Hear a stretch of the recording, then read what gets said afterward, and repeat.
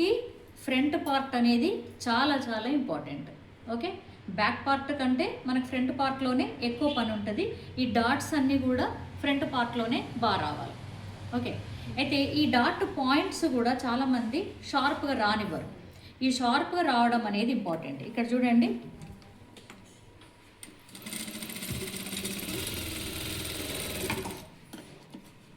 ఈ షార్ప్నెస్ రావాలి. Okay,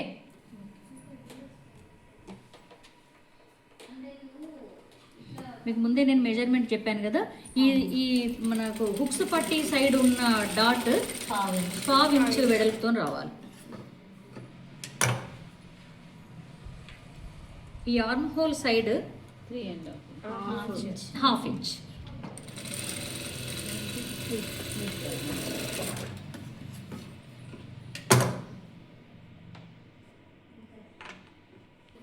okay, మీకు ఇప్పుడే అర్థమైపోద్ది షేప్ వచ్చిందా లేదా అనేది.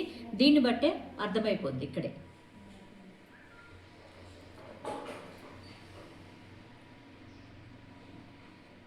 ఇది ఆన్ ఫోల్డ్లో ఉంది.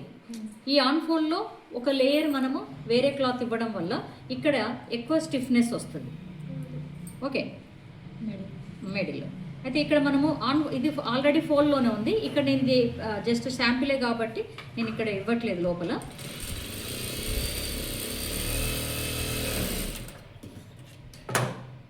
ఇక్కడ దీన్ని కూడా ఏం చేస్తారంటే ఇలా లోపలికి పెట్టి ఫోల్డ్ చేయండి ఒకసారి.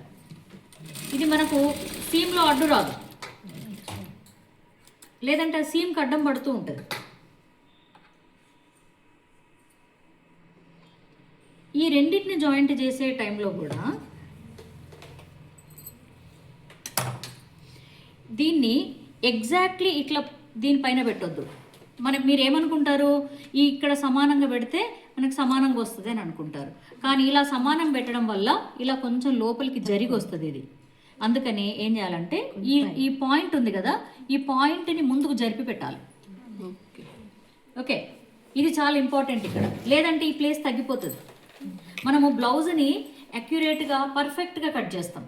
పర్ఫెక్ట్గా అంటే ప్రతి మెజర్మెంట్ని మనము బాడీకి అతుక్కున్నట్టు ఉండాలి కాబట్టి ప్రతి మెజర్మెంట్ని జాగ్రత్తగా కట్ చేస్తాం. ఇక్కడ 1/2 ఇంచు 1/2 ఇంచులు తేడా వస్తే మాత్రం మొత్తం మెజర్మెంట్స్ తేడా వస్తాయి. అలా రాకుండా జాగ్రత్త పడాలి. ఇది ఇప్పుడు లోపలికి కనుక ఇట్లా పెట్టింది అనుకోండి, దీన్ని సమానం చేయడం కోసం మళ్ళీ దీన్ని మనం ఈక్వల్ చేసుకోవాల్సి వస్తుంది. అక్కడ తగ్గిపోతుంది కదా, మళ్ళీ సీమ్ మళ్ళీ అతుకు వేసినప్పుడు ఇంకా కొంచెం తగ్గుతుంది కదా. అలా బ్యాక్ పార్ట్ పోర్షన్కి ఫ్రంట్ పోర్షన్కి చాలా వేరియేషన్ వస్తుంది. అలా రాకుండా ఉండాలి. ఇది ముందుకు జరిపి పెడుతున్నాం.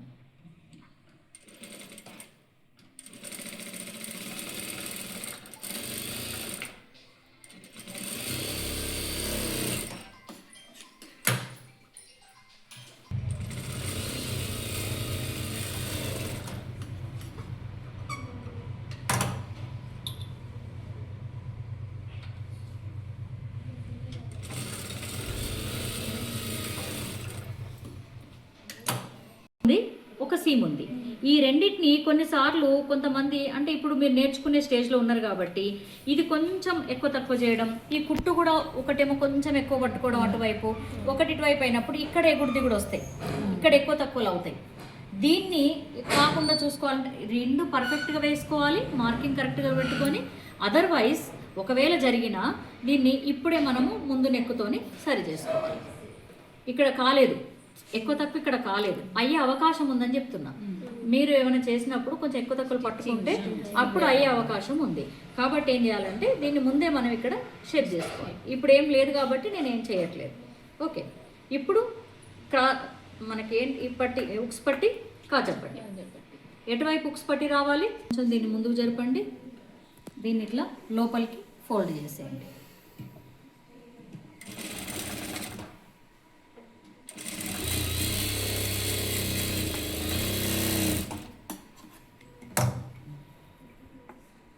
ఇట్లా వచ్చింది కదా.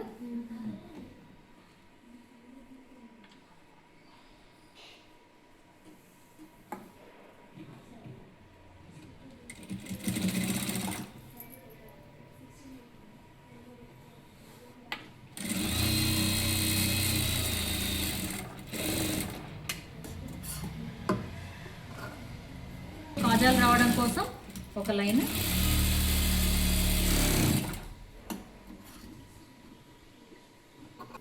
హుక్స్ పట్టి మాత్రం పైనుంచే తీసుకోవాలి. ఓకే, ఇక్కడ దీనికి ఇట్లా ఇది కూడా సమానంగా పెట్టుకోవద్దు, కొంచెం ఎక్కువ తీసుకోవాలి. ఎందుకంటే ఈ రౌండ్ ఇక్కడ ఒకలాగా ఉంటుంది, కొంచెం పైకి వెళ్ళినా కొద్దీ ఒకలాగా ఉంటుంది, కాబట్టి కొంచెం పైకి తీసుకోవాలి ఇది.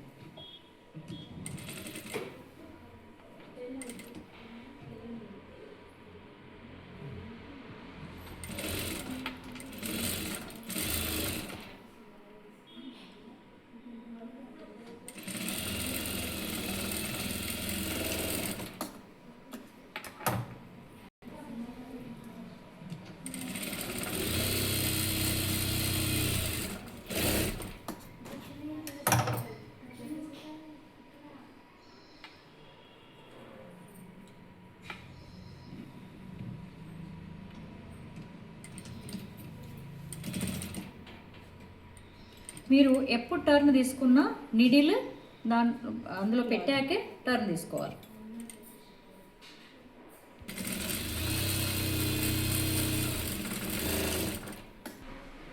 రేపు మన స్లీవ్స్ నేను మీకు ఎక్స్ప్లెయిన్ చేస్తాను, ఇవాళ ఇంతవరకే చెప్తాను, ఇదే ప్రాక్టీస్ చేయండి.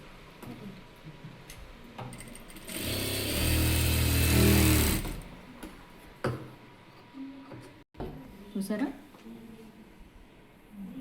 ఓకే, ఇలా ఎండ్ పాయింట్ కనుక హాఫ్ రౌండ్ లైట్ రౌండ్ వచ్చినా కూడా అది ఫిట్టింగ్ బాగుండదు, ఒక చిన్న బబుల్ లాగా వస్తుంది.